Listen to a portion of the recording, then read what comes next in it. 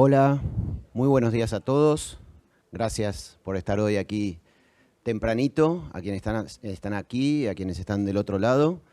Quiero agradecer en principio al Laboratorio Reumers, que nos permite tener este speaker, este orador de lujo hoy acá con nosotros y además un amigo. Para un tema que la verdad que me gusta mucho el título, sabés que lo hemos hablado muchas veces, que tiene que ver con la depresión bipolar y definitivamente hay más preguntas que respuestas y eso siempre es interesante para nosotros porque nos desafía y quien hoy va a estar con nosotros y nos va, yo creo que más que aclarar, nos va a oscurecer el panorama. Conociéndolo ya sé por cómo viene la mano, pero bueno, nos va a ayudar a pensar y tal vez a debatir un poquito sobre esta temática. Es, como les decía, un amigo de la casa y además, por lo menos para mí y para muchos, hay distintos tipos de profesores y de maestros, los que enseñan y los que nos hacen pensar, que no es lo mismo. Yo creo que vos sos uno de ellos que nos hacen pensar y después aprendemos, pero lo importante es poder pensar, dejarnos desafíos, preguntas, reflexiones, para poder avanzar un poco en el trabajo a veces tan difícil que tenemos todos los días, sobre todo con este tipo de pacientes. Así que yo creo que las presentaciones académicas las va a dar él mismo, pero yo estoy muy contento que puedas estar acá con nosotros una vez más. Así que no sigo avanzando con esto, no le quiero quitar más tiempo al doctor Armando Policella. Por favor, un aplauso para recibirlo. Gracias. A ver, está un poquito fuerte. A ver, regulamos un poquito. Bueno, claramente fue la presentación de un amigo, no cabe dudas. Claramente. Yo quiero agradecer a Carlos Benavente, a Tomás, como, digamos, miembros del comité organizador, organizadores, y por supuesto al Laboratorio Reumers, a Gabriel Núñez, a Gerardo Ferrario, la confianza de poder, digamos, apoyar esta presentación y la libertad para poder hacerla, que para mí eso es fundamental. Quienes me conocen saben que para mí eso es una condición sine qua non. Y bueno, como decía Tom, este tema de la depresión bipolar tal vez es uno de los temas más controversiales, difíciles de nuestra práctica clínica. Empecemos por la idea de que la depresión hoy en día es considerada la primera causa de discapacidad en el mundo. Cuando uno piensa eso, ¿no es cierto? Piensa, ¿cuántas de esas depresiones que no están funcionando, cuántas de esas depresiones que están generando un deterioro en la calidad de vida de los pacientes que los están discapacitando, en realidad son depresiones bipolares no tratadas adecuadamente? Uno se pregunta eso. Primer causa de discapacidad en el mundo. A tal punto que algunos autores consideran que el diagnóstico diferencial entre depresión monopolar y bipolar tal vez es uno de los problemas en este momento de diagnóstico diferencial más importante en toda la medicina. ¿Sí? Esto es un dato interesante, ¿no? Oh, perdón. Vamos para atrás. Entonces, la depresión bipolar... esto... ¿No marca o no anda? Pantalla moderna. Bien. Claramente, y todos vamos a estar de acuerdo, creo, en que la depresión bipolar es el principal problema en la bipolaridad. ¿Sí? Es la principal causa de refractariedad y discapacidad en lo que es el trastorno bipolar. Esto es así. Los índices de remisión en general son mucho menores, más lentos que los de la manía. En general, los pacientes suelen quedar con síntomas residuales y sabemos la importancia que implican los síntomas residuales. Por un lado, porque alteran la calidad de vida, por otro lado, porque aumentan lo que llamamos la posibilidad de neuroprogresión y todos los síntomas asociados como adicciones, trastornos del comportamiento, el riesgo suicida. Necesita más tiempo de tratamiento la depresión, necesita más asertividad. Tenemos una gran dificultad con los diseños de los trials, ¿sí? Y esto vamos a ver que tiene que ver con características, vamos a decir, propias de la naturaleza de la bipolaridad. La bipolaridad es una enfermedad que tiene que ver con lo longitudinal, que tiene que ver con el movimiento, ¿sí? Y los trials en general están diseñados para observar a los pacientes durante un tiempo limitado, ¿sí? Y un tema que voy a abordar, por ahí más detalladamente, es la controversia sobre la eficacia de los antidepresivos. Es claro que el tema de la bipolaridad es el tema con el que más nos vamos a encontrar en la clínica, no solo nosotros, sino los clínicos generales, los médicos generales. El 50% de los pacientes bipolares 2 están, desde que comienza su enfermedad, con síntomas depresivos. Y el 30% de los bipolares 1 con síntomas depresivos. O sea que la depresión bipolar es la expresión más frecuente de la bipolaridad. Y lamentablemente, una de las cosas que sucede es que los pacientes suelen comenzar con cuadros leves, con cuadros por ahí no demasiado, digamos, espectaculares o con síntomas muy graves. Suelen comenzar con episodios leves. Entonces se ven sometidos al riesgo de ser medicados con antidepresivos en monoterapia si no se hace una adecuada evaluación de riesgo de bipolaridad. De hecho, hoy en día la regla es el trastorno depresivo mayor para el cual estarían indicados los antidepresivos en monoterapia solo puede diagnosticarse si se descartó previamente una depresión bipolar. O sea que el diagnóstico de depresión mayor es un diagnóstico residual. Por supuesto, anteriormente a la bipolaridad tenemos que descartar la causa médica, por supuesto. Pero en jerarquía diagnóstica, primero, la depresión bipolar. Este señor que está acá puede ser un monopolar o puede ser un bipolar. ¿Sí? Hoy no vamos a discutir el tema del diagnóstico diferencial, nos llevaría mucho tiempo y no nos va a alcanzar para otra cosa. Pero bueno, vamos a ir a esto. Una cosa que es fundamental que tenemos que entender y tener bien claro es que el tratamiento del trastorno bipolar necesita ser en etapas. Y que esto no es una cuestión nada más de minuciosidad o de prolijidad.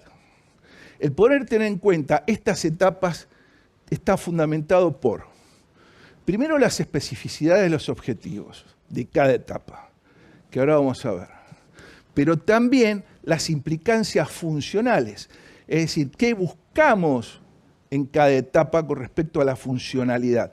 Hoy en día no nos conformamos con la remisión sintomática o sindromática. Queremos la recuperación personal del paciente, que el paciente vuelva a tener la calidad de vida que tenía o que la mejore. Cada etapa está basada en implicancias fisiopatológicas subyacentes. Cada etapa tiene una disfuncionalidad fisiopatológica subyacente que justifica cómo la vamos a abordar. Y los abordajes farmacológicos de la etapa pueden ser específicos, vamos a ver, y eventuales. Hay abordajes específicos, por ejemplo, desde ya digo, y en este sentido soy claramente seguidor de Gaemi, el tratamiento básico del trastorno bipolar es con estabilizadores del ánimo. Adjuntivamente los antipsicóticos y, en tercer lugar, y vamos a hablar de esto, los antidepresivos. O sea que de entrada, por lo menos, vamos a tener un paciente que va a tener que ser medicado con un estabilizador del ánimo, posiblemente muy probablemente un antipsicótico atípico. Ese tratamiento se va a prolongar a lo largo de todo el tratamiento y posiblemente tengamos que usar alguna medicación eventual, como puede ser pregabalina para controlar ansiedad o un poco de aripiprazol para controlar algún síntoma. Ustedes saben que el aripiprazol no está indicado, digamos, como un tratamiento aprobado, pero sí puede ser útil para la ansiedad o algunos síntomas disruptivos. Y el otro punto es que cada etapa va a tener un objetivo de abordaje psicosocial específico. Entonces tenemos la etapa aguda, donde el objetivo es la respuesta, la remisión del síntoma, la remisión del síndrome, el reducir el riesgo. Pensemos esto, el riesgo no es solo de suicidio, el riesgo también es clínico.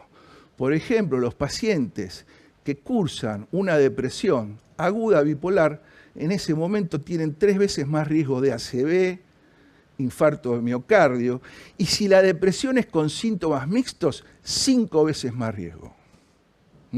Entonces no es solo el riesgo de vida, el riesgo de suicidio, que saben ustedes que es el más alto en la psiquiatría. Baldasarini, por ejemplo, habla, tomando la descripción clásica de trastorno bipolar, que digamos, la prevalencia de suicidio es entre el 15 y el 20% de los pacientes. Esto es altísimo. Supera a cualquier otra patología. Y paradójicamente, aunque se pensaba que el trastorno bipolar 2 era un trastorno soft, es el trastorno que tiene más suicidabilidad. Entonces, y la otra cuestión es la medicación eventual, y acá se cayó en el cuadrito, es empezar a incluir acá a la familia en un abordaje que es fundamental para reducir las recaídas, para aumentar la adherencia y para mejorar la respuesta, que es la psicoeducación. Ya en la etapa aguda, la familia se incluye en la psicoeducación. La familia, no el paciente. Continuación, mantener la revisión, recuperación funcional y personal, evitar la recaída, resolver los síntomas residuales, acuérdense que cuanto más síntomas residuales, más posibilidad de recaída, y continuar con la psicoeducación. Si el paciente ya está estabilizado, entonces nosotros ahí sí lo incluimos en un plan de psicoeducación. El paciente desestabilizado no va a educación y tampoco va a un plan, por ejemplo, como los que tenemos en FUBIPA, peer-to-peer, es decir, con pacientes expertos. El paciente va cuando está estabilizado. La tercera etapa, que es la que Gaemi, yo lo sigo férreamente, considera más importante, es la de mantenimiento. O es la etapa donde vos vas a evitar que la recurrencia, que es el principal factor problemático del trastorno bipolar. Ahora, el punto es este. ¿Una depresión bipolar? No. El trastorno bipolar en sí es un trastorno absolutamente heterogéneo. Por lo tanto, la bipolaridad va a ser tan heterogénea como su enfermedad de base. Entonces hay muchísimas formas de expresión de esta bipolaridad. Hay muchas formas de expresión de la depresión. Por eso es tan difícil poder hacer trazos realmente que representen la realidad clínica. Es difícil, muy difícil. Entonces, desde el punto de vista terapéutico, es fundamental poder identificar cómo la naturaleza de esa bipolaridad se a cada paciente. ¿Para qué? Para ir a hacer una medicina personalizada. Esto es lo que yo llamo diagnóstico después del diagnóstico. Es decir, diagnóstico de bipolaridad. Pero después de ver cómo se expresa esa bipolaridad en el paciente. Si no, puede avanzar en el tratamiento. Considero el trastorno bipolar, la naturaleza del trastorno bipolar, la esencia. ¿No se escucha? No puedo.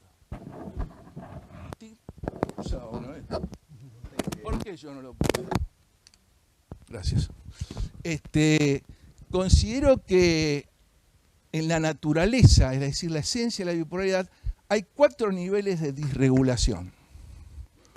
Uno es el nivel de disregulación afectiva, temperamental, recurrente, que tiene que ver con los síntomas. Insisto con esto, en este sentido soy bien cleistiano, la disregulación anímica de trastornos bipolares temperamental está en la base biológica del funcionamiento mental.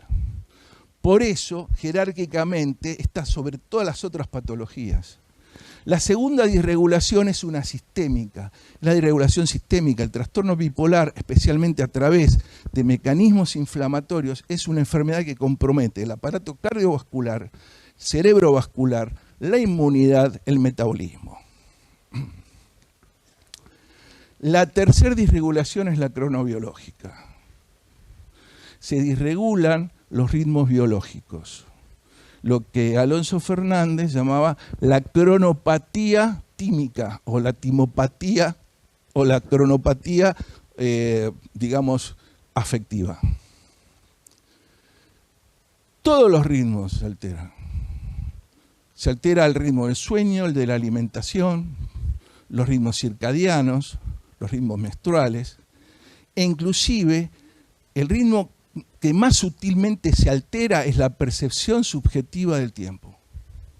Ayer acá se ha hablado de algo muy importante, es que la clínica que estamos usando en la actualidad, lamentablemente, es fenoménica, no es fenomenológica, carece de profundidad.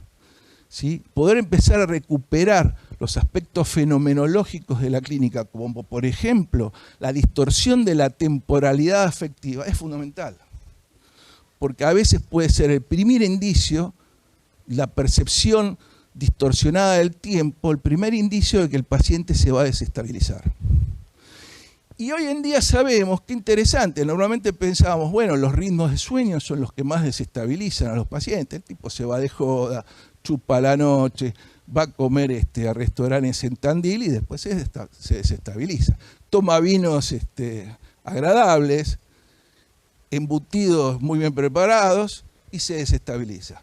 Pero hoy lo que sabemos que uno de los sincronizadores que más desestabilizan, aparte del sueño, de los horarios del sueño, al paciente bipolar es la desincronización, es ser, digamos, desprolijo con los horarios de alimentación.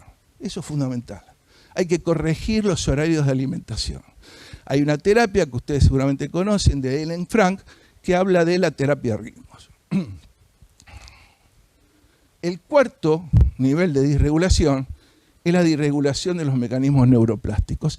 Esto por algunos autores, como por ejemplo Strehilevich y su grupo, está cuestionado. Hay una parte muy grande que piensa que es así, que hay neuroprogresión, y Strehilevich cuestiona esto. Inclusive dice que los psiquiatras tenemos que pedir perdón por esto, por pensar en la neuroprogresión. Es un poco exagerado y hay bastantes críticas con respecto a esto. Lo que uno ve en los pacientes es que si bien es real que hay pacientes que no llegan a tener cuadros de demencia besánica, pero con el tiempo y a medida que van teniendo episodios, tienen alteraciones cognitivas que si uno las busca, sutiles, como por ejemplo alteraciones en la memoria de trabajo, alteraciones en la velocidad de recuperación de la memoria, es decir, disfunciones ejecutivas las va a encontrar. Todas estas niveles de disregulación interactúan entre sí. ¿Qué quiero decir? Si el paciente está inflamado, está con una enfermedad cardiovascular, que hoy sabemos que es inflamatoria, esas citoquinas van a ir a la zona central del cerebro y van a disregularlo al paciente afectivamente. Lo mismo que el obeso, que producen sus adipocitos interleuquinas y descompensan anímicamente al paciente. ¿Qué necesitamos conocer para elegir el tratamiento adecuado? Ustedes ven que hay un montón de elementos que van a caracterizar el episodio del paciente y que van a ser decisivos en el momento de indicar un tratamiento. El tipo de episodio, mixto, psicótico, melancólico, la gravedad, el riesgo, la duración del episodio, los resultados anteriores de los tratamientos, las comorbilidades. Sabemos que las comorbilidades complican la respuesta al tratamiento, aumentan el riesgo de suicidio, muchísimo. La ansiedad agrega a la desesperanza depresiva desesperación, ¿sí? El TOC es una forma de agravamiento increíble en un paciente bipolar. Sabemos lo difíciles que son tratar estos pacientes, ¿no es cierto, Gordo? Siempre hablamos de esto, siempre tenemos alguna. Ayer estuvimos hablando, ¿a qué hora de un paciente así? Tardecito, bien. La edad de comienzo, las comorbilidades médicas. ¿Por qué la edad de comienzo? Porque la edad de comienzo me va a dar pauta de la posibilidad de que el paciente haga ciclado rápido, ¿sí? O cuadros mixtos, perdón. La frecuencia de ciclado, la polaridad predominante, es decir, qué tipo de episodios son predominantes en el paciente, los resultados de los tratamientos anteriores y, por supuesto, los estresantes. Aquí el lugar de la psicoterapia es fundamental y de la psicoeducación. No podemos no abordar estos pacientes psicoterapéuticamente. Bien. Con respecto a la disregulación temperamental, es una disregulación del temperamento que incluye las 3 dimensiones del funcionamiento, que si lo llevamos a lo más primitivo, como le decía el maestro Goldar, hay 3 rendimientos, decía él, que se disregulan en la enfermedad bipolar, ¿sí? Y que pertenecen a aparatos, decía él, diferentes. Estos rendimientos son agrado, desagrado,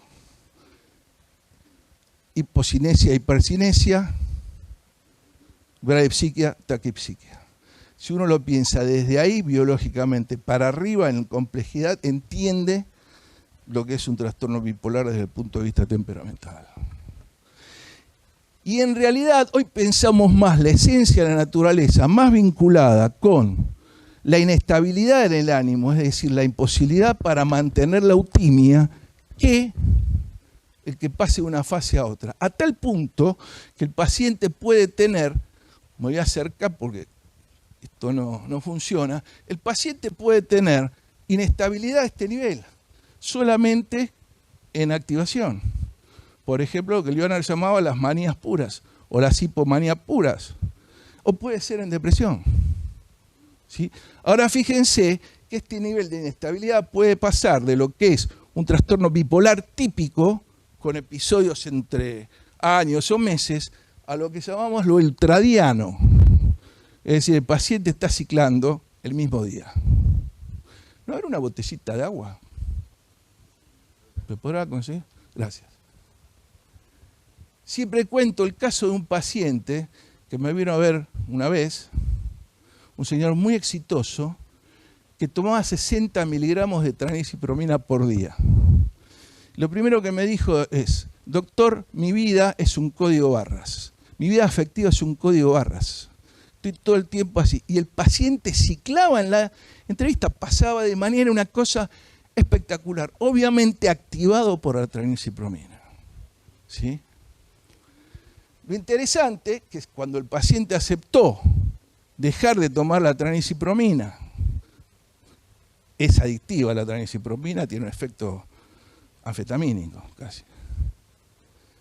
Y pudimos lograr insertarle divalproato, el paciente empezó a pasar de esta etapa hacia el otro polo. Entonces, ¿qué empezó a pasar? Empezó a sentir más claramente las depresiones, ¿se entiende? Empezó a ver más claramente los cuadros de depresión, hasta que por suerte, gracias a Dios, se estabilizó. Gracias a Dios, la quetiapina y el valproato. A mí no sé, qué sé yo. Bien. Entonces, esta es la primera cuestión de la disregulación. ¿Qué es una disregulación? Gracias. ¿Qué pasa? ¿No? Pensaste que te iba a decir, te saludo. Bueno, gracias. Gracias. Sí. Es una amiga. La suerte es que hay varios amigos. Gracias a Dios. Bueno, también lo dejo acá. Bien. Gracias. Entonces, esta es el primer nivel de disregulación, que es una disregulación, una inestabilidad recurrente, va y viene, diacrónica. Pero hay otro problema de la inestabilidad que tal vez sea la expresión mayor de la inestabilidad temperamental en el trastorno bipolar, que es esta: los síntomas mixtos, que tanto nos complican los cuadros, tan vinculados al suicidio, a la disforia, al malestar, al sufrimiento, al uso de sustancias.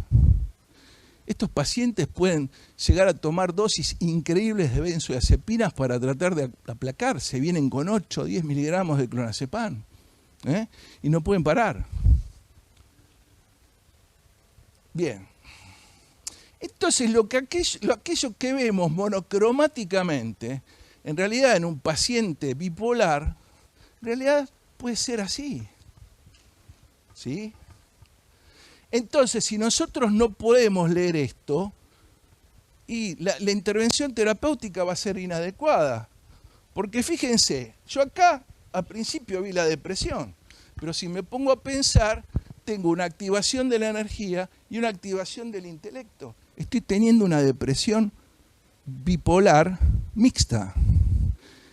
¿Sí? Y si yo solo vi lo afectivo, lo medico con un antidepresivo, ¿dónde vamos a parar? ¿Sí? Bien. Acá el doctor Mauricio dice para arriba. Yo siempre digo, lo mejor que nos puede pasar con un paciente bipolar es que apenas le demos el antidepresivo se active. ¿Por qué? Porque se lo saco rápido. Pero el problema es el cambio insidioso, que es neuroplástico, que ahora vamos a ver que después es más complicado sacar. Lamentablemente los criterios de DSM-5 no sirven para diagnosticar depresión mixta.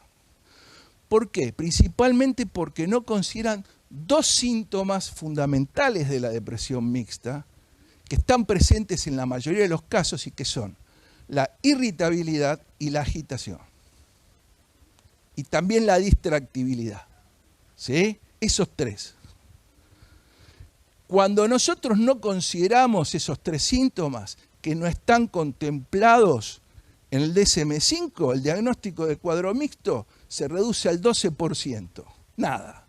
Cuando consideramos esto, que lo publicamos en el libro de Albano, que yo lo hice tomando en cuenta los criterios de Akiscal y Benassi, que en esa época, en realidad esto yo lo hice en el 2003 o 2001, esto nos da una asertividad mucho mayor porque considera esos síntomas. Sí, pero el DSM-5, como dice que se superpone a la depresión y a la manía, la saca. Lo mismo que la distractibilidad, ustedes saben que los americanos son fast food. No comen bife de chorizo a punto, comen hamburguesas.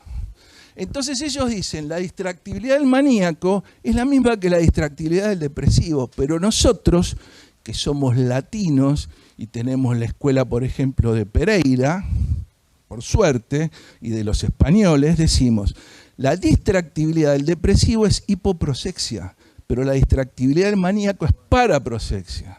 ¿Sí?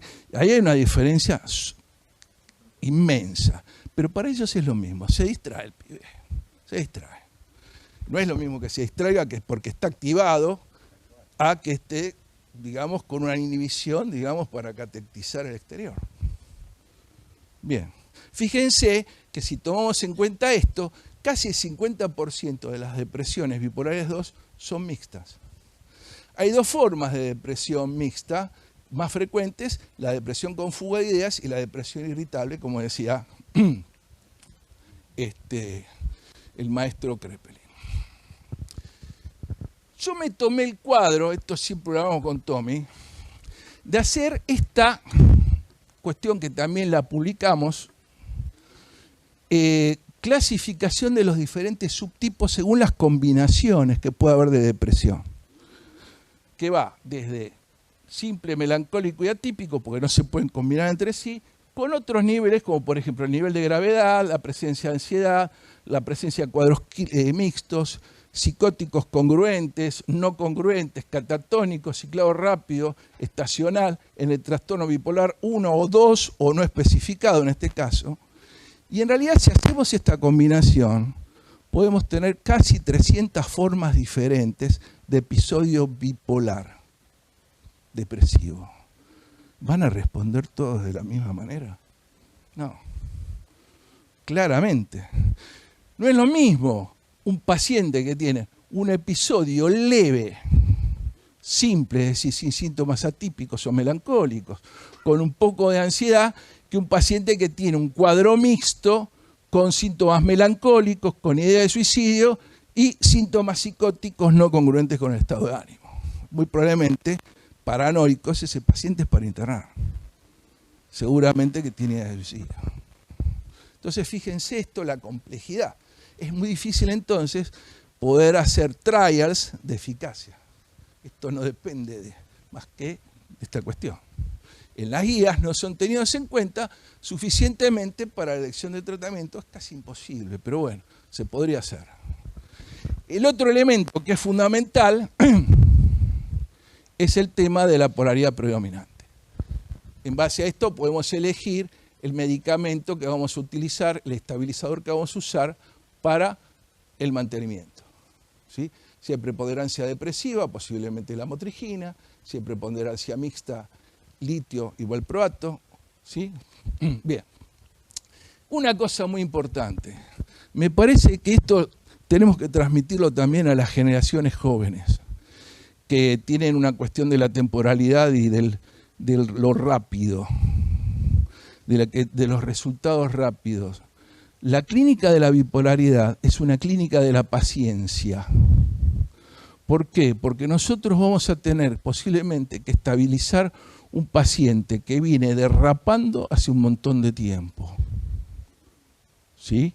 Entonces, fíjense, el tiempo para lograr la eutimia en el tratamiento y la estabilización va a depender de los factores de desestabilización versus los factores que vamos a poder aportar para que se estabilice. La presencia de síntomas marcados de inestabilidad va a ser necesario que utilicemos siempre un tratamiento vigoroso, especialmente estabilizador del ánimo y antipsicótico, atípico. En general, lo que nosotros vemos en Argentina, no sé qué opinan los colegas, pero que hay una tendencia a utilizar dosis subterapéuticas de estabilizadores. Y que los antipsicóticos atípicos, por ejemplo, en la depresión, también se usen en dosis subterapéuticas. Por ejemplo, en el caso de la quetiapina, la eficacia cambia notoriamente cuando usamos la dosis terapéutica, 300 a 600 miligramos.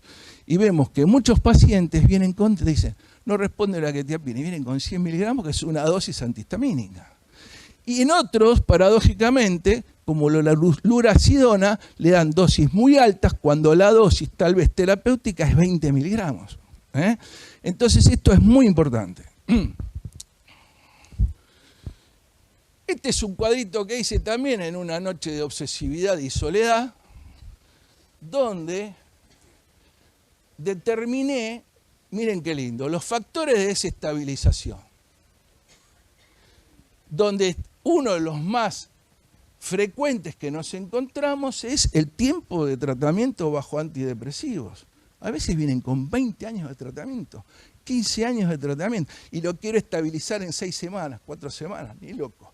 Ahora empiecen a sumar tiempo, cuanto más factores sumamos. Por ejemplo, que el paciente tenga un umbral convulsivo bajo, eso aumenta la frecuencia del ciclado y la inestabilidad. Que el paciente, por ejemplo, tenga la amabilidad de tener un trastorno límite, también aumenta la inestabilidad. Que tenga, por ejemplo, un hipotiroidismo no tratado, que tenga ansiedad o que tenga un TOC, ¿sí? O que, por ejemplo, el tipo se vaya de parranda toda la noche, o que trabaje de azafata, como pasó con una paciente, ¿sí? O, por ejemplo, que use sustancias. Entonces, la suma de estos factores va a agregar más tiempo de espera para que el tratamiento eficaz dé resultado y no andar manoteando medicamentos porque el paciente no tuvo la amabilidad de estabilizarse en 4 o 6 semanas, como dice en la guía. ¿Se entiende? Aparte de esto, tenemos, por supuesto, la posibilidad de establecer factores de estabilidad, como son, por ejemplo, la adherencia, el tiempo bajo estabilizadores en dosis adecuadas, la psicoeducación, ritmo, psicoterapia y factores de estabilizadores. O sea, que serían los factores. Y esto va a dar el tiempo para estabilizarse. ¿Se entiende? Es una clínica de la paciencia. Vamos a apurar un poquito. Tratamiento agudo. ¿Cuáles son los medicamentos aprobados para el tratamiento de la depresión bipolar? Todos estos. El único espacio donde aparece un antidepresivo es fluoxetina o olanzapina, que ya en las guías empezó a desestimarse. Sí, pero fíjense que estamos hablando del tratamiento, insisto en la cuestión de la etapa, agudo. Este tratamiento es la etapa aguda. Y acá lo tenemos a este muchacho preguntándose, ¿qué hacemos con los antidepresivos? ¿Los usamos o no los usamos? Porque en realidad, cuando uno empieza a ver el mundo real y las estadísticas, el uso de antidepresivos es muy frecuente en el trastorno bipolar. ¿Sí? Inclusive muchas veces ese primer tratamiento. Y cuando uno ve los pacientes ya diagnosticados, también vienen muchas veces con antidepresivos. Vamos a ver un poco la evidencia. Obviamente, depresión, aparición de antidepresivos, se empezó a usar los antidepresivos en la década del 80 en el trastorno bipolar, hasta que empezaron a haber alarmas. Por ejemplo, Vinocur, que no es Carlos, mi compañero de FUIPA, sino que será algún ancestro polaco, qué sé yo, dice, uno de los primeros en describir la manía por tricíclicos. ¿Sí? Y como estos podían no solo provocar, y acá está lo importante, no solo provocar un episodio como se llama TEAS agudo, sino cambiar el futuro negativamente de la enfermedad. Volverlo un ciclador rápido o ultra rápido, malignizar la enfermedad. Ware habla de los virajes, habla del ciclo rápido, abierta que acá, por ejemplo, Prime habla de ese, bueno, hay que usar estabilizadores sí o sí. Post menciona el efecto Kindling. Akis Kalimalian habla de las depresiones pseudomonopolares crónicas, que en realidad son ciclados ultradianos prolongados, es decir, el antidepresivo del paciente, y el paciente cicla en depresión ultradiano y parece una depresión crónica, y en realidad son depresiones uno al lado de la otra, como le pasaba al señor del gráfico. Malak y Caripud hablan de la disforia irritable crónica, que es un fenómeno no tan poco frecuente. Y el otro tema que empieza a aparecer, ¿se acuerdan con la paroxetina? Y en los chicos empieza a aparecer el aumento de riesgo de suicidio en menores de 25 años. Que después, cuando se estudió la muestra, se vio que eran pibes bipolares. La depresión mayor grave es muy frecuente en los niños. Si una depresión grave en un niño o en un adolescente tiene un porcentaje altísimo de ser bipolar, 80%. La depresión unipolar agitada, reconceptualizada como un estado depresivo mixto, esto también es algo que plantea Akis, dice, guarda, porque muchas veces cuando damos el antidepresivo, el paciente se mixa y ahí aumenta el riesgo suicida. Vamos a ver el NNT. El NNT se refiere a qué cantidad de pacientes tengo que tratar para lograr una remisión. Fíjense, la quetiapina, pongo por ejemplo, la más eficaz, junto con la luracidona, tienen 5.5, 5 la luracidona, ahí está un poquito menos de lo que es el promedio. Ahora fíjense, en el pool de antidepresivos necesito 29 antidepresivos para lograr una remisión. Y en el caso de la paroxetina, que se sacó directamente del tratamiento, tiene estudios, necesito 46 pacientes. Es un NNT malísimo. Bien. Acá fíjense, pasa lo mismo. Comparamos la motrigina con que tiene un NT de 12 con antidepresivos que tienen 29. Ahora, ¿cuáles son los temas en discusión? En realidad, ¿cuál es el índice de remisión y de eficacia que tienen los antidepresivos? La eficacia para prevenir recaídas, el riesgo de switch, el riesgo de desestabilización a largo plazo. La cuestión de, podemos generar, si buscamos frenar la neuroprogresión, cuando usamos un antidepresivo y está funcionando mal, ¿no estaremos actuando en contra de eso? ¿No estaremos generando neuroplasticidad negativa? ¿No estaremos malignizando la enfermedad en ese sentido? El otro punto, que todos los antidepresivos funcionan igual. Eso es una mentira.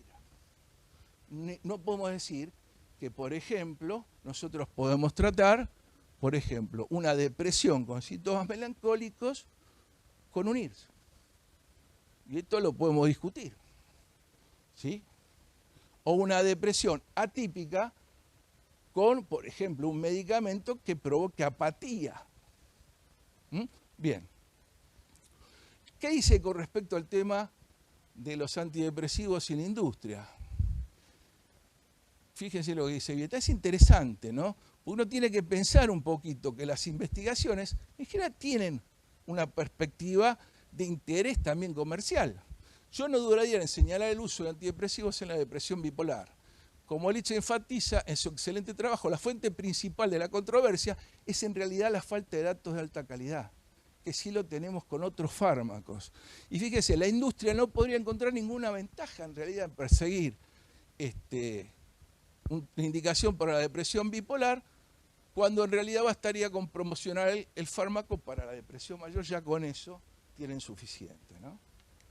Bien, ahora fíjense, empezamos a hablar de los trabajos donde participa nuestro colega paisano, Vázquez. Fíjense, ya en el 18 decía, los ensayos de monoterapia bien diseñados y controlados que se centran en la eficacia son muy, en la depresión aguda son muy pocos. Son 14, nada más. Es muy poco.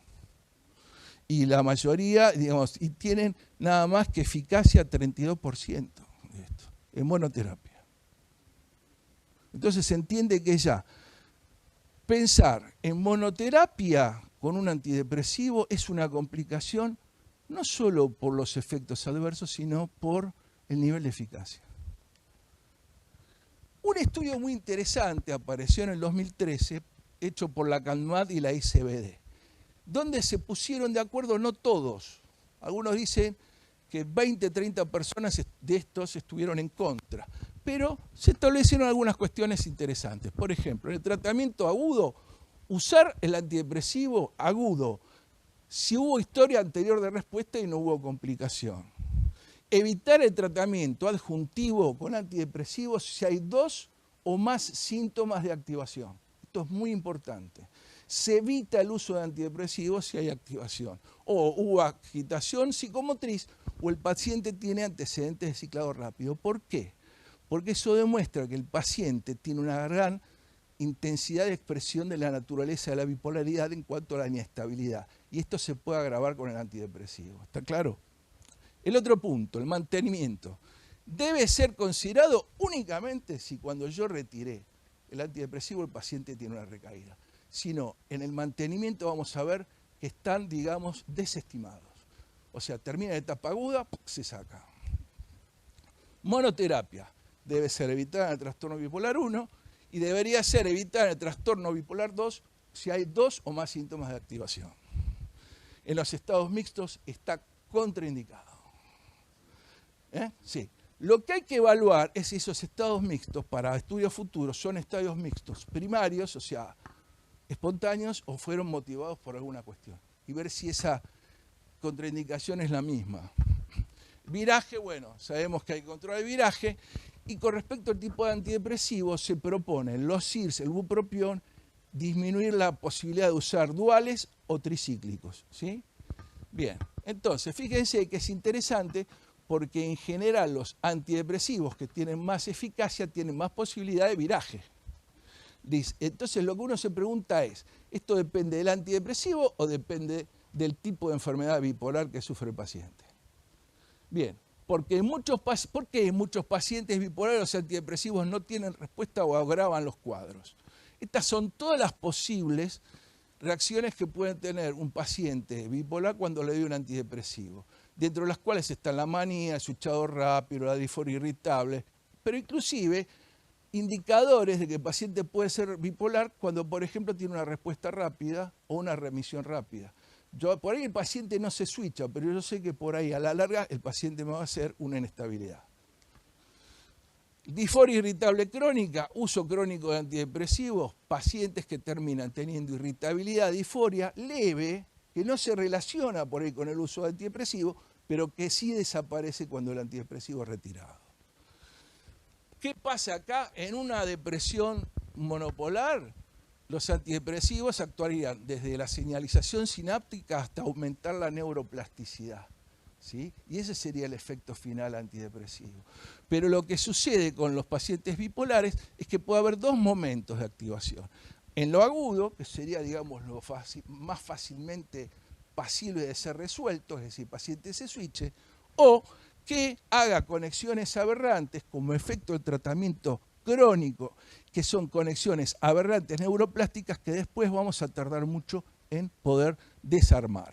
¿Sí? Hoy sabemos que el litio y los anticonvulsivantes actúan sobre la base posiblemente de la alteración a nivel de la membrana celular que altera el funcionamiento mitocondrial a través de una disregulación del metabolismo del calcio. ¿Sí? Esto, la regularización de del metabolismo del calcio, únicamente lo hacen el litio y los estabilizadores del ánimo, los cuales deben ser considerados el tratamiento de base. Entonces,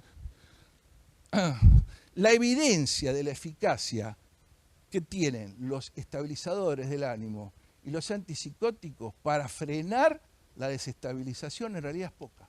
No hay una evidencia concreta.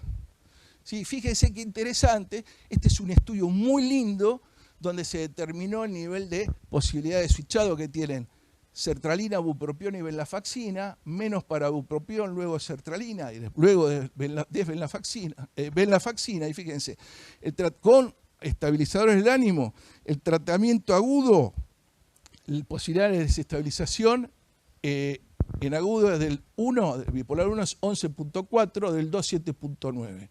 En el año de mantenimiento la posibilidad se duplica, ¿sí? Ahora fíjense que es interesante porque dice, solo el 23% de los pacientes que tuvieron respuesta en agudo mantuvieron la estabilidad sin activación durante el mantenimiento. Este es un dato muy importante. Entonces, si revisamos las guías, lo que vamos a ver es que no consideran, digamos, dentro de los niveles de recomendación, consideran la posibilidad de switch, pero no la desestabilización a largo plazo, porque no la pueden estudiar. Bien, con respecto al tratamiento del episodio bipolar 1, fíjense que los antidepresivos, y esta es una guía CAMAD que me parece la mejor, que se hace jerárquicamente, o sea, primero jerárquicamente, primera indicación, quetiapina, ¿sí? Segunda indicación, lurasidona asociado a un estabilizador del ánimo, luego litio, lamotrigina, cariprazina, lurasidona sola y después ahora subió la lumateperona, ¿no es cierto? Pero fíjense que los antidepresivos, que son los IRS, ¿sí? Y el bupropión, funcionan en segundo lugar después del valproato. O sea que lo que plantea esto es que la segunda opción, en segunda línea, es preferible el valproato que usar antidepresivos, ¿no? Y en tercera línea aparecen IMAOs y duales. Sí me parece que hay una desestimación, especialmente del uso de la tranilcipromina, que hay estudios de Heimloch, ¿sí? Que fue el que describió los cuadros mixtos primariamente, digamos, y el tratamiento de ellos, en la década de 60 ya, y que tiene trabajos muy interesantes de tranilcipromina con bajo nivel de ciclado en el tratamiento agudo, inclusive comparado con imipramina. Con respecto al tratamiento de la depresión tos, y acá aparece algo interesante, y esto tiene que ver con los australianos, que son tipos que aparte de tener carburos, ornitorrincos y esas cosas, creen mucho en la monoterapia con antidepresivos, cosa que para muchos nos parece una barbaridad, ¿sí? Y ellos proponen, por ejemplo, la monoterapia con sertralina o venlafaxina si el paciente no tiene síntomas de activación. Yo diría que venlafaxina y sertralina es interesante que aparezcan como aprobación, pero nunca yo los indicaría solos, ¿sí? Creo que esto hay que pensarlo, porque estos estudios que se hicieron con estos dos fármacos son en etapa aguda y no duran más de 12 semanas. Hay que ver qué pasa después con el paciente. Bueno, nuestra conclusión provisional, dice Valdesarini con Vázquez, es que en los ensayos controlados los antidepresivos en monoterapia podrían tener una cierta mejoría, pero en realidad no está muy claro. Con respecto a lo que dice en Ámsterdam, junto con otros australianos como Parker, es que, y ellos dicen, en realidad se pueden usar en monoterapia, pero sigo con esto, que son estudios a corto plazo, entonces habría que desestimarlos. Entonces, existe consenso en que existe menor riesgo con el trastorno bipolar 2, pero la pregunta es menor riesgo o en realidad los efectos negativos son más insidiosos, menos graves, menos visibles y son más crónicos? Con respecto a la duración del tratamiento, y ya terminamos, lo que se decía hace unos años era asociar el estabilizador y suspender luego de 3 a 5 meses. ¿Sí? Primero estabilizar el ánimo y agregar después el antidepresivo. Pero hoy en día la idea es usar dosis menores a las que usaríamos en el trastorno depresivo mayor y suspender una vez que el episodio agudo terminó. Es decir, se suspende en agudo. Por supuesto no se lo saco de golpe, con todos los cuidados para tener. ¿Cuáles se recomiendan? Ibupropión en dosis moderadas, tiempo limitado. Los que tienen más estudios de los IRS, uno podría decir, es sertralina y fluoxetina. Acá vemos un estudio bastante reciente del 24 del compañero Vázquez, donde hablan de respuesta y dicen no hay mucha diferencia de respuesta entre el tratamiento de la depresión mayor y el tratamiento de la depresión bipolar con antidepresivos. Pero vuelve a aparecer lo mismo, los estudios se hacen no más de 12 semanas y ese es un tiempo insuficiente para evaluar los efectos crónicos del antidepresivo. Creciente evidencia, dicen ellos, muestran que por ahí la evidencia de respuesta es casi parecida a la depresión mayor. Yo esto lo pondría entre comillas, ¿sí?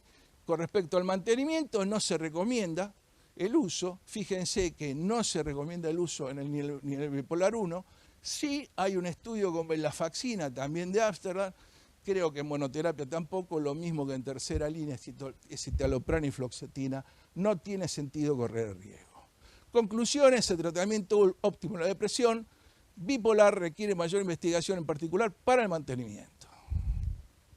Entonces, podemos decir que si bien en la depresión mayor usamos la dosis óptima durante todo el tratamiento y en el mantenimiento, en el trastorno bipolar lo que se usa durante todo el tratamiento es el estabilizador, eventualmente el antipsicótico atípico siempre en la etapa aguda y después se verá la dosis, y el antidepresivo únicamente y siempre si lo vamos a usar en la etapa aguda y se retira.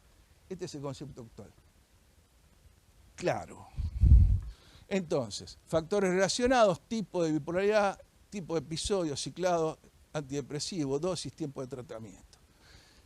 Para terminar, el maestro Gaimi, el tratamiento del trastorno bipolar está basado en 2 reglas principales: el inevitable uso del estabilizador del ánimo, el infrecuente uso de antidepresivos.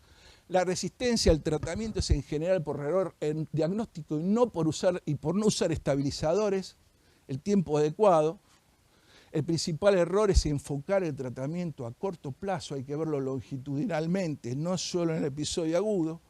El principal objetivo es la prevención a largo plazo de las recurrencias y esto solo se logra con estabilizadores del ánimo. Los antipsicóticos atípicos son fundamentales para el tratamiento agudo, pero no para el mantenimiento. El mantenimiento, estabilizadores. Pueden ayudar, pero nunca solos. ¿Sí? Los tratamientos antipsicóticos son importantes adjuntivos. Y dice, los antidepresivos cuando son usados deberían ser limitados al episodio agudo y luego ser retirados. Para finalizar, los antidepresivos están recuperando, esto es importante, porque antes decíamos no se puede usar, su valor en el tratamiento de depresión bipolar, específicamente en la etapa aguda, con más evidencia en el trastorno bipolar, lo cual estaría respaldado por menor switch, ciclado rápido, es decir, tratar de evitarlo cuando en el bipolar 2, cuando hay riesgo de desestabilización, antecedencia de switch. Acá se me pegó esta cosa roja, pero ahí decía que no usarlos en los bipolares 2 si tienen antecedentes de ciclado rápido, síntomas mixtos o switch. El trastorno bipolar, la evidencia es favorable también únicamente en agudo. El uso en ambos casos siempre debe suspenderse en el momento de remisión y no hay evidencia firme de la conveniencia y seguridad de mantenimiento, lo cual debe evitarse. El uso de antidepresivos siempre debe estar respaldado por el uso de estabilizadores y antipsicóticos en dosis óptimas. Bueno, muchas gracias.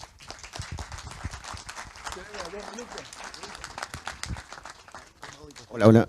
Ahí está. Muchas gracias, espectacular. Veo que has cambiado un poco la dirección con respecto a los antidepresivos, lo cual me alegra. Pero bueno, no quiero hablar yo. No sé si tienen alguna pregunta. Tenemos tiempo para una o tal vez dos preguntas que quieran hacerle. Es que tenemos otra charla después. ¿Alguna pregunta? Ahí. Sí, dos chiquitas. Una, la lamotrigina como antidepresivo, que vos ahí la indicaste, pero siempre fue medio cuestionado que la lamotrigina sola en monoterapia sea un verdadero antidepresivo. Y la otra cuestión de, vos estabas diciendo solamente estabilizadores de estado de ánimo y no antipsicóticos atípicos, pero hay algunos estudios de quetiapina como estabilizador de estado de ánimo. ¿Qué pensás de eso?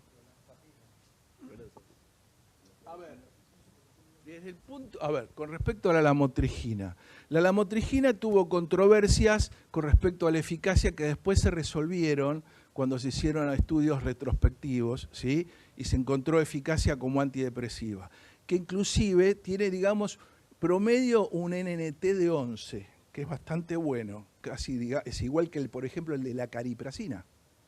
¿Sí? Bien. Ahora, el tema es que hay otros estudios más nuevos donde hablan de la eficacia de la lamotrigina en monoterapia en pacientes que tienen formas melancólicas y más graves de depresión. Es decir, que en esos pacientes, inclusive el NNT baja de 11 a 7. Me parece interesante. Bien, con respecto a la cuestión de estabilización del ánimo de la quetiapina. Bien, hay diferentes conceptos como para denominar qué es un estabilizador del ánimo. Hay conceptos clínicos, que es decir, bajaría el paciente sin deprimirlo y, digamos, optimizaría el paciente si está deprimido sin acelerarlo. Desde ese punto de vista, la lamotrigina, igual que el litio, cumple esa función. Pero si lo vemos desde el punto de vista de lo que se considera, o lo que considera Matsufumi Kato en sus últimos estudios, que un estabilizador del ánimo es básicamente un fármaco que actúa a nivel de la regulación del calcio, la quetiapina no cumpliría esa función. La función de la quetiapina, que obviamente es muy útil en el tratamiento de la depresión bipolar, pasa por dos cuestiones donde los antipsicóticos atípicos tienen mucha eficacia en la depresión bipolar, que son las siguientes. La mayoría de las alteraciones en la disregulación del calcio están, hoy en día sabemos, concentradas en el núcleo paraventricular del tálamo, en el núcleo accumbens, en la amígdala y en la corteza prefrontal. El núcleo paraventricular del tálamo regula y sincroniza a través del núcleo supraquiasmático la acción, digamos, en relación a lo circadiano de todo el funcionamiento de esos centros que te dije. En el núcleo paraventricular del tálamo y en la amígdala y en el núcleo accumbens en particular y en el hipocampo, hay en los bipolares una sobreexpresión de los receptores 5-HT7. Estos receptores 5-HT7 aumentan la vulnerabilidad del calcio. La quetiapina es un inhibidor de los receptores 5-HT7, o sea que lo que harían es bajaría la hiperexcitabilidad neuronal a nivel de esos núcleos, favoreciendo, ayudando, coadyuvando adjuntivamente a la estabilidad de membrana producida por el estabilizador. ¿Hasta ahí va? Pero aparte de eso, se vio que en los pacientes bipolares hay una sobreexpresión de los receptores 5-HT1A. La sobreexpresión de los receptores 5-HT1A están vinculadas a la disminución de la respuesta a los antidepresivos, a episodios depresivos más graves y a mayor intentos de suicidio. Otra de las funciones de la quetiapina y la luracidona es ser agonista parcial de los receptores 5-HT1A. O sea que el efecto sobre el ánimo sería más sobre la regulación 5-HT7 y 5-HT1A. No sé si con eso, más o menos. Y aparte el efecto antipsicótico, ¿no es cierto? Que tiene. No. Aunque tiene, yo no lo usaría, porque creo que los beneficios, o sea, cuando vos pensás en el tratamiento de mantenimiento, una de las cuestiones que tenés como objetivo es la cuestión de la neuroplasticidad. Y la cuestión de la neuroplasticidad planteada como efectos de la motrigina, carbamazepina, valproato y litio son mucho más claras que la de la quetiapina. Aparte de los efectos que puede tener la quetiapina, que no deja de ser un antipsicótico. No la usarías en una dosis antidepresiva, por ejemplo, como estabilizador. No usarías 300, 600 miligramos toda la vida del paciente. Sí lo usaría en etapa aguda, que me parece uno de los mejores, claramente, ¿no? Sí. Sí.